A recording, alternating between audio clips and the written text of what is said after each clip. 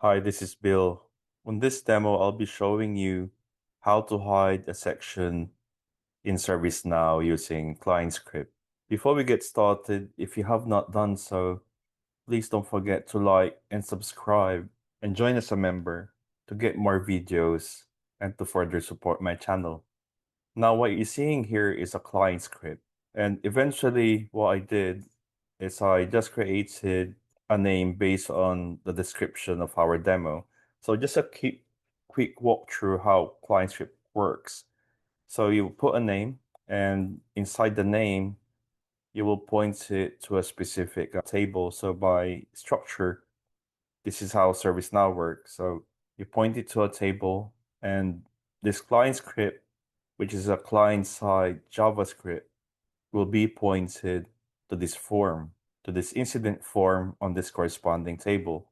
And this client script also follows different rules in JavaScript. So this events is like onload, onchange, and so on. But on this example, the event that we're going to be implementing is the onload. And in terms of UI type, we chose desktop, or it could be something else. But on this desktop approach, we are specifically targeting the UI 16 since we are looking at hiding a section. And as we scroll down on this script pane, you will see that I have created some readable aspects. So on load, we're going to run an alert, and you will see later on that we have a successful load of the page and ensuring that we have a try catch. And since this is not production code and we are only demonstrating the functionalities on how to hide a section in ServiceNow using client script, and the first step is to basically what the sections are available inside your form.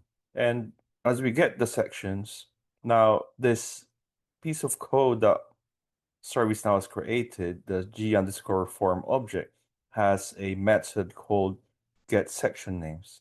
And as you can see that it's returning a string, and it returns all section names. So it establishes and verifies what section you need to hide.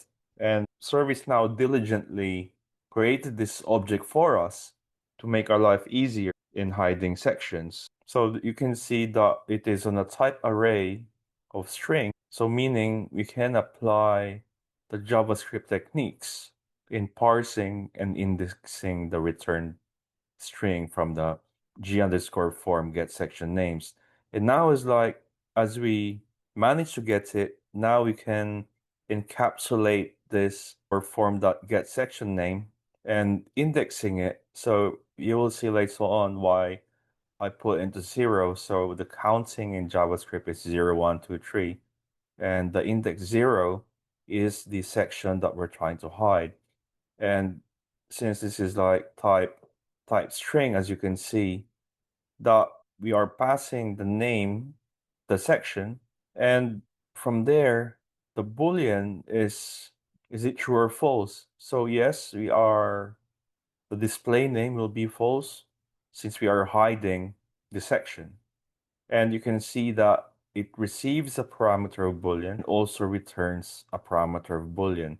So eventually the return parameter will not catching it, but we can if you want to. But right now on line 7, you will see that it is successfully hidden. So what we're trying to say is like, this script went well, and if it did not go well, then line 9 will execute and show us the error message. So let us have a look on how this works. Let us navigate to the main page, which is an incident form, and do a reload since our event is on load. And as we do that, it will of course run the alert, and you can see the alert is loaded.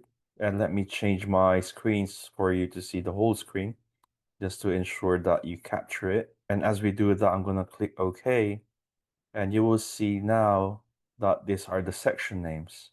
And the first index is notes, and so on. So eventually we have 3 section names.